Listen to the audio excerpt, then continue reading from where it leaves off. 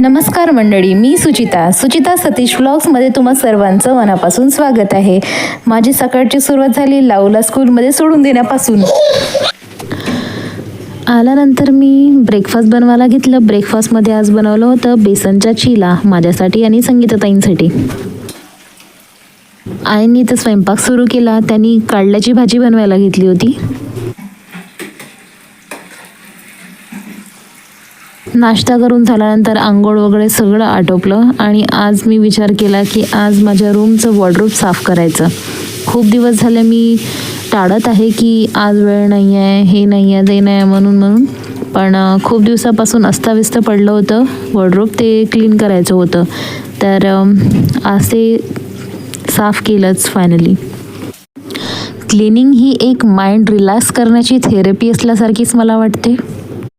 जसं रोजच्या जीवनात सकाळी उठल्यानंतर घर झाडून काढल्याशिवाय दुसरे कामं सुचतच नाही माझ्या तरी बाबतीत, त्याचप्रमाणे वॉर्डरोब जर मेसी झालं तर डोक्यातही विचार मेसी होतात आणि जेव्हा क्लिनिंग आपण करायला लागतो तसे मनही आपलं एकदम सॉर्टेड होऊन जातं.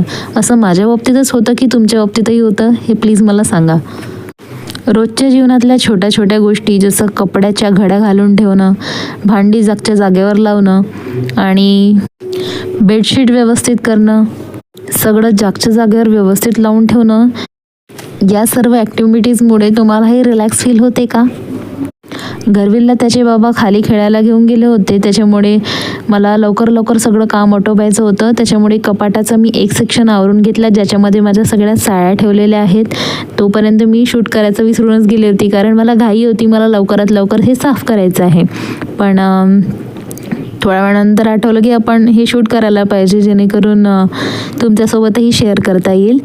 कपाटाचं दुसरा सेक्शन म्हणजेच मेकअप ॲसेसरीजवाला सेक्शन जेव्हा मी सुरू केला तेव्हा घरविलही आला होता. त्याच्या बाबांनी त्याला सोडलं इथं. माझं काम आता दुप्पट वाढलेलं होतं कारण मला याला सांभाळणे आणि ह्या क्लिनिंग करणे दोन्ही गोष्टी सोबत करायच्या होत्या. मला वाटत होतं की हा मला कामात हेल्प करत आहे, पण याची अशी हेल्प होती. मी बास्केटमध्ये जमवून ठेवलेलं सगळं सामान त्याने बाहेर फेकून दिलं आणि त्याच्या औषधाच्या बाटल्याही तुम्हाला तिकडे पडलेल्या दिसत आहेत, ते त्यानेच फेकल्या होत्या. अशी मदत करतो तू पिल्लू? तू क्लिनिंग मध्ये मदत करते माझी अशी? माझी ग्लिसरीनची बाटली पूर्ण सांडून ठेवली तरी पण सोबत त्याच्या काम मी सुरू करत आहे. आता बँगल्स पुन्हा लिपस्टिक्स सगळं अस्ताव्यस्त पडलं होतं, ते वेगवेगळ्या कंपार्टमेंट्समध्ये ठेवून घेतलं. मला असं वाटत आहे की मला आता एखाद्या असं ऑर्गनायझरची गरज आहे ज्याच्यात मी छान ऑर्गनाईज करून ठेवीन माझ्या वस्तू. आता सगळं मेस आहे. किती दिवसापासून डोक्यात चाललं होतं की मला आता क्लिनिंग करायची आहे वॉर्डरोबची, पण तो दिवसच उजाडत नव्हता. शेवटी आज तो दिवस उजाडला आणि ज्या दिवशी आपण क्लिनिंग करायला घेतो त्या दिवशी असं वाटतं की सगळं क्लीन करून घ्यावं. सायंकाळी मी परत सतीश यांची जिमची बॅग पण वॉश केली, टिफिनचं कवर वॉश केलं. कधी असतो तो कंटाळा आणि ज्या दिवशी आपण कामाला लागतो त्या दिवशी सगळी कामं. तरी पण ही पूर्ण क्लिनिंग झाल्यानंतर जे समाधान मिळणार होतं ते म्हणजे काहीतरी वेगळ्याच लेवलचं असतं. लग्नाच्या आधी जेव्हा आपल्यावर जिम्मेदाऱ्या नसतात तेव्हा क्लिनिंग ह्या गोष्टीत आपल्या डोक्यात येतच नाहीत. आता जेव्हा जबाबदाऱ्या आपल्या खांद्यावर आल्या आहेत तेव्हा असं वाटतं की सगळं आपणच निस्तरायला हवं.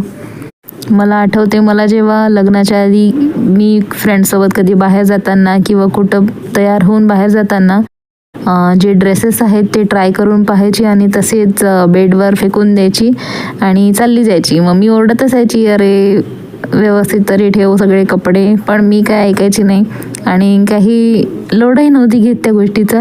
पण आता असं वाटतं की क्लीन आपल्यालाच ठेवावं लागणार आहे, कोणी तर करायला नाही येणार आहेत. किती बदललेलं असताना लग्नाच्या आधीचं जीवन आणि आताचं जीवन. आधी आई ओरडत असते पण आपण त्याच्याकडे काहीच लक्ष देत नाही आणि स्वतः आता लग्नानंतर त्या जिम्मेदाऱ्या स्वतःच्या खांद्यावर स्वतः सोडून घेतो आपण. इथं माझं वॉर्डरोब क्लीन होऊन तयार आहे. छान वाटतंय आता सुटं. ज्या बिनकामाच्या वस्तू होत्या त्या मी फेकून दिल्या डायपरचं काम रोज पडते, त्याच्यामुळे हँडी असावं म्हणून त्याला मी मधात ठेवून दिलं. आणि हे बघा एक लास्ट लुक माझ्या वॉर्डरोबचा. ही जी उजव्या बाजूला रजाई दिसत आहे ही पण संगीताताई आणि जिजू जेव्हा बाहेर फिरायला गेले होते तेव्हा अमृतसरवरून ते घेऊन आले होते माझ्यासाठी.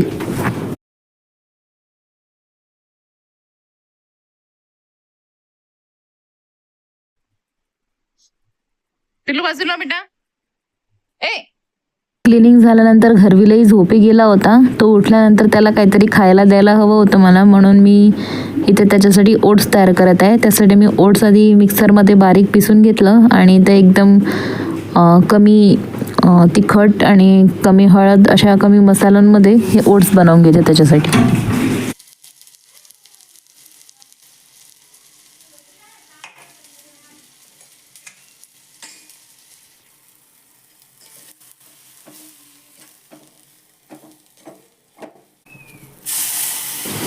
खाली काम सुरू होतं त्याच्यामुळे नाश्ता आला होता, तर जिजूंनी थोडा वरती पाठवून दिला आमच्यासाठी. याच्यामध्ये समोसा, जलेबी, मैसूर पाक होतं, कचोडी होती आणि वडा होता.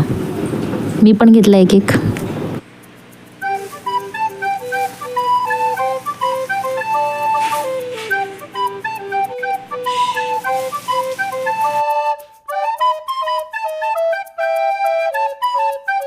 साहेब उठले आमचे. चलो पप्पी पप्पी दे.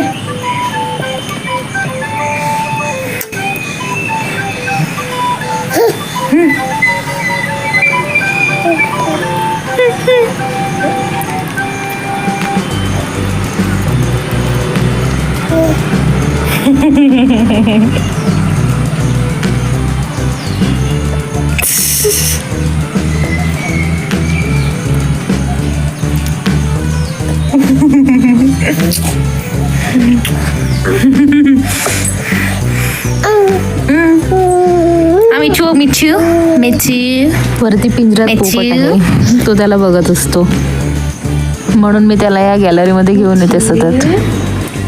मिठू.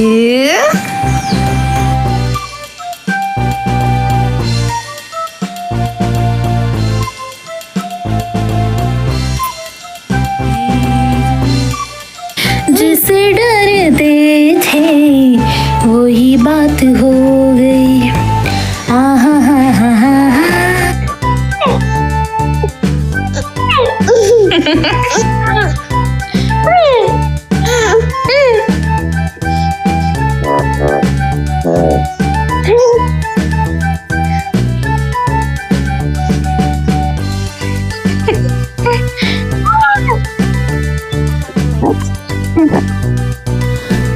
सायंकाळी पोर्चमध्ये हा घरवेल खेळत बसला होता. खाली जे लोक काम करत होते त्यांना आवाज येत होता. तर हा होता आजचा व्लॉग. आवडला असेल तर प्लीज लाईक करा, चॅनलला सबस्क्राईब करा. भेटूयात नवीन व्लॉगमध्ये. तोपर्यंत बाय बाय.